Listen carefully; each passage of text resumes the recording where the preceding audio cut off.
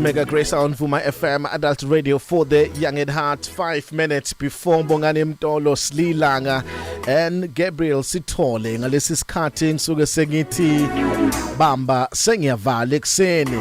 amavesi amabili kuphela amahubo 23 uverse 4 no verse 6 uverse 4 uthi noma ngihamba esigodini sethunzi lokufa angesabi okubi ngokuba wena unami bese uthi verse 6 impela okuhle nomusa kuyangilandela kodwa okuhle nomusa akukulandeli ungaqalanga ku verse 4 uhamba esigodini sethunzi lokufa bonke abantu abayobona uverse 6 uunfolda empilweni yabo abantu abathe mabedlula ku verse 4 bedlula esigodini sethunzi lokufa bangamthuka uNkulunkulu bangamshiya uNkulunkulu bangamdela uNkulunkulu babekezela kwazi kwaba segcineni bazoyithola sebesho uverse 6 bethi impela okuhle nomusa kuyangilandela makwenzeka namhlanje empilweni yakho uyithola uhamba esigodini sethunzi lokufa ungasheshi uconclude ngawe ungasheshi uphosa ithawula ngawe it's just the season ka verse 4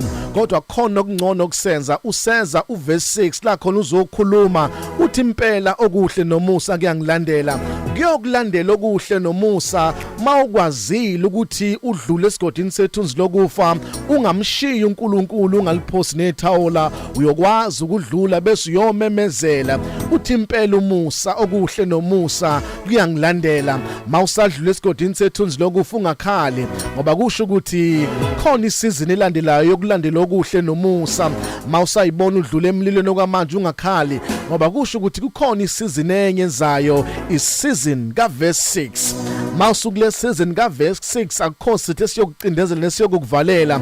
ngoba uyobusudluliswa uNkulunkulu esigodini sethunzi lokufa mawusuku verse 6 akuwena ohubhizini kodwa yizo ezihubha wena umbhali lana uthi okuhle nomusa yikho okungilandelayo akusiyena olandela okuhle nomusa kumlandela ngoba uthe ekuyisizini yokudlula esigodini sethunzi lokufa wanamathela uNkulunkulu mawunamathela uNkulunkulu kuyisizini yobunzima okuhle nomusa yikho kukufunayo kuthi ungaphuphumlani kungithungathe ngapha nangapha ngoba ngikwazi ukubekezela nganyamezela esizini yokudlula esigodini sethunzi lokufa mawusadlula kule sizini yokuba sesigodini sethunzi lokufa stay in your lane remain grounded believe in God